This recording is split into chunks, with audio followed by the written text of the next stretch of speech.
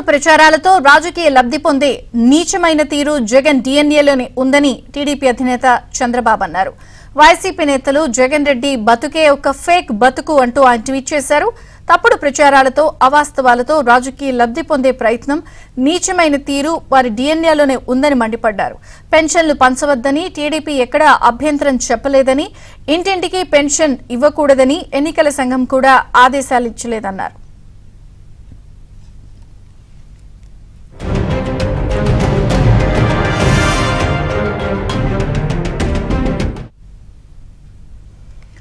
పెన్షన్ల విషయంలో నేడు జరుగుతుంది అంతా పెద్ద రాజకీయ కుట్రే అన్నారు. తన రాజకీయ ప్రయోజనాల కోసం వృద్ధులు, వికలాంగులను కూడా ఇబ్బందులు పెట్టే పాలకులు మనకు అవసరం లేదన్నారు.